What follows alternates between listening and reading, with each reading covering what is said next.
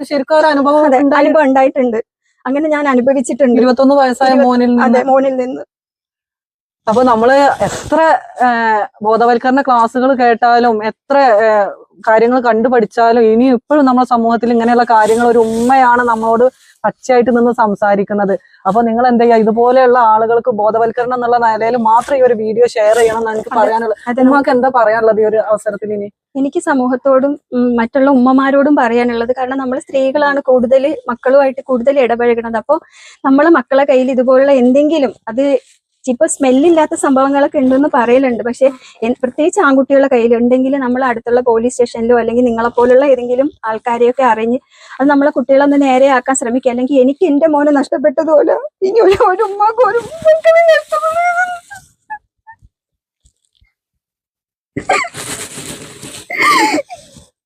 എനിക്ക് ആശ്രയാവേണ്ട ഒരു കാലത്ത് ഞാൻ ഇന്ന് ഒറ്റപ്പെട്ടുപോയി. എന്റെ മോനെ അത്രയും സ്നേഹിച്ചിരുന്നു.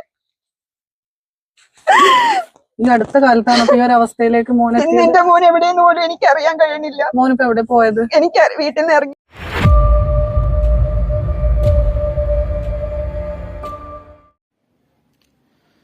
അസ്സലാമു അലൈക്കും വറഹ്മത്തുള്ളാഹി.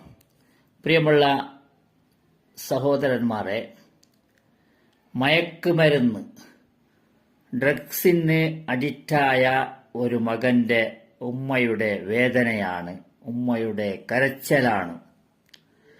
അപ്പോൾ നമ്മൾ ആദ്യമായി ആരാണോ ഒരു ഹാബിറ്റുമില്ലാത്ത മക്കളുള്ളത്, ആർക്കാണോ അവർ ആദ്യമായി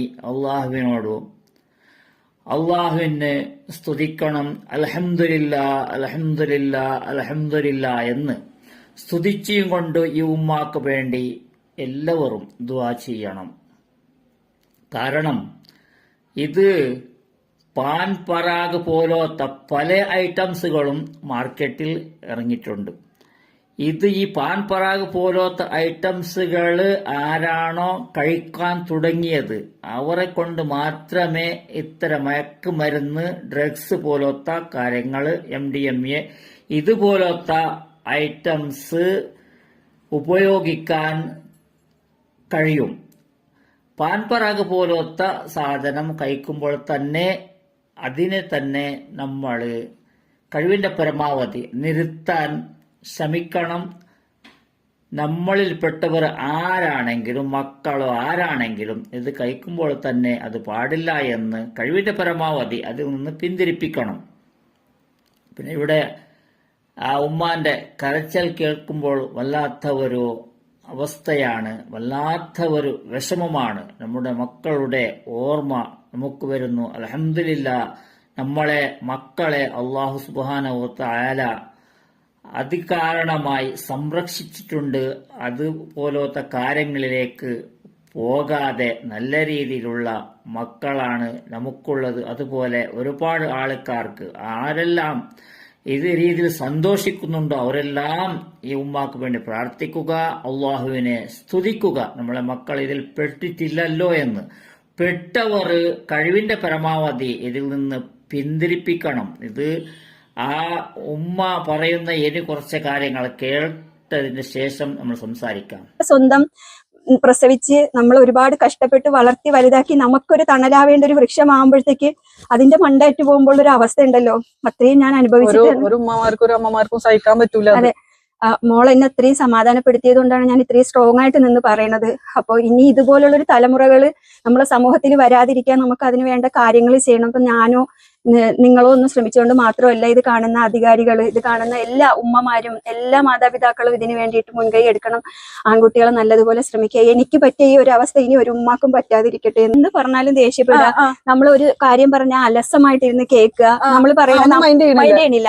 അങ്ങനെയാണ് എനിക്ക് കൂടുതൽ സംശയം തോന്നിയത്. കാരണം ഒരു വസ്തു, ഇപ്പം ഉദാഹരണം പറഞ്ഞ ഒരു സിഗരറ്റ് വലിക്കുന്ന ആൾക്കുണ്ടാവണ ഒരു മാറ്റമല്ല ഇത്. ഇങ്ങനെ ഇത്രയും ഡേഞ്ചർ കാര്യങ്ങൾ ഉപയോഗിക്കുമ്പോ കുട്ടി കുറെ സമയം എന്റെ പേര് വിളിച്ചാലും കുട്ടി എന്താ കാട്ടം മുണ്ടാതിരിക്കുക. ഞാൻ എന്തെങ്കിലും നല്ലത് പറഞ്ഞാലും ദേഷ്യപ്പെട്ടാലും അവന് ദേഷ്യം മാത്രം ഉണ്ടാവുക, കയ്യിലിരിക്കുന്ന സാധനം വലിച്ചെറിയുക, ഇരുട്ടത്ത് മാത്രം കിടക്കുക, പിന്നെ പിന്നെ ഇരുട്ട് കൂടുതൽ ഇഷ്ടം. പിന്നെ ചെറിയ ശബ്ദം കേട്ട അടുത്ത അയൽവാസി, ഒരിക്കൽ ഒരു സംഭവം ഉണ്ടായി. അടുത്ത വീട്ടിലൊരു അയൽവാസി കുട്ടിയുടെ മോളെ കാലിൽ പാദസരം ഉണ്ടായിരുന്നു. അപ്പൊ അതിന് നല്ല വെള്ളി പാദസരം, നല്ല കിലുക്കുണ്ടായിരുന്നു. 3 വയസ്സായ കുട്ടിയാണ്. അപ്പൊ ഈ 3 വയസ്സായ കുട്ടി പാദസരം ഇട്ടിട്ട് വന്നപ്പോ ഓൻ അതിനെ ഒച്ച പിടിച്ചില്ല. അങ്ങനെ ഈ കുട്ടിയെ ഓൻ തല്ലാൻ വേണ്ടി പോവാണ്. ചെറിയ കുട്ടിയാ, അങ്ങനെയൊന്നും കാണിക്കാത്ത ആളാണ്. അപ്പൊ അതിൽ നിന്നാണ് ഞാൻ കൂടുതൽ അവനെ വാച്ച് ചെയ്ത് നിരീക്ഷിച്ചു തുടങ്ങിയത്. അങ്ങനെയാണ് അവസാനം ഞാൻ ഇത് ഉപയോഗിക്കരുത് എന്ന് പറഞ്ഞ് വാശി പിടിച്ചപ്പോ ഇട്ടെറിഞ്ഞു പോയി അവസാനം. കാരണം ഇത് ഒരുപാട് പ്രാവശ്യം ഞാൻ കണ്ടുപിടിച്ചിട്ടുണ്ട്. മോനല്ലേ, തള്ളിക്കളയാൻ പറ്റൂലല്ലോ പെട്ടെന്ന്. കുറെ ഉപദേശം കൊടുത്തിട്ടുണ്ട്, മോനെ എനിക്ക് ആരുമില്ല, നീയാണ് എന്റെ ആശ്രയം എന്ന് പറഞ്ഞിട്ട്. അപ്പോഴൊക്കെ പറയില്ല ഞാൻ അങ്ങനെ ചെയ്യൂലെന്ന്. പക്ഷെ അടുത്ത ആഴ്ച അവൻ അതിനേക്കാളും ഉപരി ലഹരി വസ്തുക്കൾ. കൂട്ടുകെട്ട് മെയിൻ ആയിട്ട് ഇതിലേക്കൊക്കെ പെട്ടു പോകുന്നത്. കൊടുക്ക ഒരുപാട് ആളുകൾ കൂട്ടുകെട്ടിൽ പെട്ടിട്ട് എനിക്കിത് എവിടുന്നാണ് മോന് കിട്ടണേന്ന് ഞാൻ ചോദിച്ച് മനസ്സിലാക്കിയത് മാത്രമല്ല, അങ്ങനെ ഒരു ഫോൺ കോള് മോന്റെ ഫോണിലോട്ട് വന്നപ്പോ ഞാൻ എടുത്തിട്ട് ഈ വിളിച്ച ആളോട് പറഞ്ഞ്, എന്റെ മോനെ നിങ്ങൾ നശിപ്പിക്കരുത്, എനിക്ക് വേറൊരാളില്ല ആശ്രയം, എനിക്ക് എന്റെ മോനാണുള്ളതെന്ന് പറഞ്ഞപ്പോ തിരിച്ചുള്ള മറുപടി, ഞങ്ങളിത് വിൽക്കാനാണ് ഇരിക്കണത്, നിങ്ങളെ മോനെ മര്യാദ പഠിപ്പിക്കേണ്ടത് നിങ്ങളാണെന്ന്. അപ്പൊ അത്രത്തോളം നമ്പർ കൈമാറിയോ? അതൊക്കെ ഞാൻ പോലീസ് സ്റ്റേഷനിൽ കൈമാറിയിട്ടുണ്ട്. ഓക്കെ. അപ്പൊ ഇനി ഇതുപോലുള്ള ഒരു ഉമ്മമാരും കരയാതിരിക്കട്ടെ. കാരണം ഒരു ഉമ്മയുടെ വേദനയാണ് നമ്മൾ നേരെ സാക്ഷിയായിട്ട് കാണുന്നത്. അപ്പൊ ഈ വീഡിയോ നിങ്ങൾ മാക്സിമം ആളുകളിലേക്കൊന്ന് ഷെയർ ചെയ്യുക, സപ്പോർട്ട് ചെയ്യുക. പിന്നെ ഈ പൊതിയില് നമ്മള് ഒരുപാട് സാധനങ്ങളുണ്ട്, നമുക്ക് കാണിക്കാൻ പറ്റാത്ത ഒരുപാട്. ബഹുമാനമുള്ള മാതാപിതാക്കളെ, നിങ്ങളുടെ മക്കള് എത്ര സമയത്തിനാണ് പുറത്തു പോകുന്നത്, എത്ര സമയത്തിനാണ് അകത്ത് വരുന്നത്, വീട്ടിലേക്ക് കയറുന്നത് എന്ന് നമ്മൾ പ്രത്യേകിച്ച് ശ്രമിക്കേണ്ടതാണ്. അതിന് നമ്മൾ നോക്കി അവരെ അല്പമെങ്കിലും ഫോളോ ചെയ്തില്ലെങ്കിൽ ഇതുപോലെയുള്ള സംഭവങ്ങളാണ് ഉണ്ടാകുന്നത്. കൈവിട്ടു പോയതിന് ശേഷം കരഞ്ഞിട്ട് കാര്യമില്ല. എങ്കിലും ഉമ്മയുടെ ഒരു അവസ്ഥ കേൾക്കുമ്പോൾ കാണുമ്പോൾ വല്ലാത്ത ഒരു അവസ്ഥയിലാണ്. ഒറ്റ മകനാണ്, 21 വയസ്സുള്ള ഒറ്റ മകനേ ഉള്ളൂ.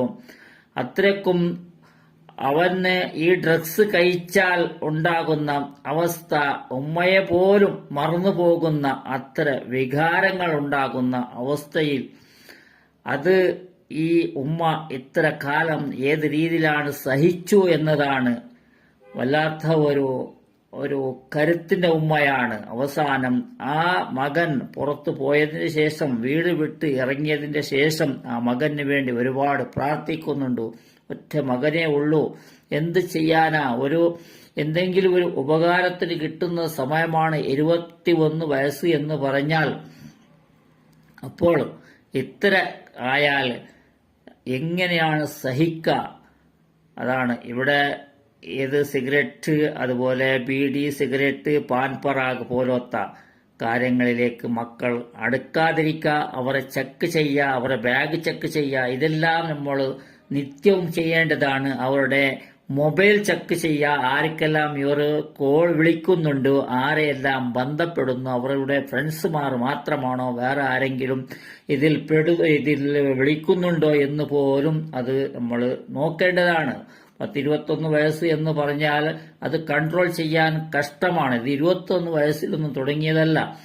ചെറുപ്പത്തിലെ തുടങ്ങിയത് കൊണ്ട് മാത്രമേ അതിന് അടിമയാകാൻ സാധ്യതയുള്ളൂ. തുടക്കത്തിലെ പാൻ പറാഗ് പോലത്തെ ഐറ്റംസ് കഴിച്ചാലേ ഇതിലേക്ക് പോകാൻ കഴിയും. പെട്ടെന്ന് ഇതിലേക്ക് പോകാൻ കഴിയില്ല.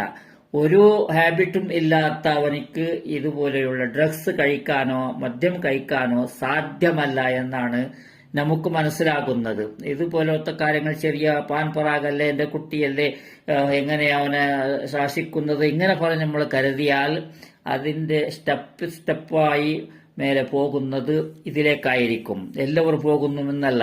ചില ആൾക്കാർ പാൻ പറാഗ് മാത്രം കഴിക്കുന്നു, തമ്പാക്ക് ഇതിൽ ചുണ്ടിൽ വെക്കുന്നു, ഇതെല്ലാം ചെയ്യുന്നു. എല്ലാവരും പോകുന്നു എന്നുമല്ല. ഇത്ര സംഭവിച്ചതിന് ശേഷം നമ്മൾ ഖേദിച്ച് കാര്യമില്ല.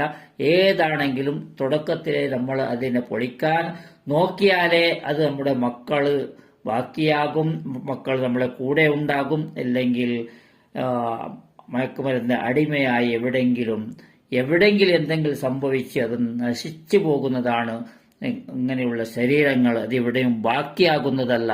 അത് കിട്ടിയതിന്റെ ശേഷം പിന്നെ അത് അവർക്ക് ആ സമയത്ത് കിട്ടിയേ പറ്റൂ എന്നുള്ള രീതിയിലാണ് അവരുടെ വികാരങ്ങളും അവരുടെ വാക്കുകളും എല്ലാം ആർക്കും സഹിക്കാനും അത് സഹിച്ചിരിക്കാനും കഴിയുന്നതുമല്ല. അതുകൊണ്ടാണ് ഇവിടെ ഉമ്മ പറയുമ്പോൾ നമുക്ക് മനസ്സിലാകുന്നത് ഇതിന്റെ പരമാവധി അധികാരികൾ, പോലീസ്, അതുപോലെയുള്ള നമ്മുടെ സർക്കാർ ഇതിനെ നിർത്താൻ വേണ്ടി ശ്രമിക്കണം. തീർച്ചയായും മക്കൾ എന്ന് പറഞ്ഞാൽ അധികാരികൾക്കും മന്ത്രിമാർക്കും എല്ലാവർക്കും മക്കളുള്ളതാണ്. അതുകൊണ്ട് സാധാരണക്കാർക്ക് മാത്രമല്ല എല്ലാവർക്കുമുള്ള മക്കൾ എന്നുള്ള കാര്യം എല്ലാവർക്കും ഉള്ളതാണ്. അതുകൊണ്ട് എല്ലാവരും ഇതിനെ കാണുന്നവർ, ഇതിന്റെ കാര്യം കേൾക്കുന്നവർ, ഇതുപോലെയുള്ള അടിമയായവർ കിട്ടിയാൽ അത്തരക്കാരെ അതിൽ നിന്ന് പിന്തിരിപ്പിക്കാനും ഇതിനെ വിൽക്കുന്നവരെ തടയാനും വിൽക്കുന്നവരെ അകത്താക്കാനും നിങ്ങൾ ശ്രമിക്കണമെന്നും അത് ഫോളോ ചെയ്യണമെന്നും ഞാൻ വിനീതമായി നിങ്ങളോട് അഭ്യർത്ഥിച്ചുകൊള്ളുന്നു. പിന്നെ ആ ഉമ്മാക്ക് വേണ്ടി ആ മകൻ നല്ല രീതിയിൽ തിരിച്ചു വരട്ടെ എന്ന് എല്ലാവരും ദുആ ചെയ്യാം. ഇൻഷാ അല്ലാഹ്. അസ്സലാമു അലൈക്കും വറഹ്മത്തുള്ളാഹി.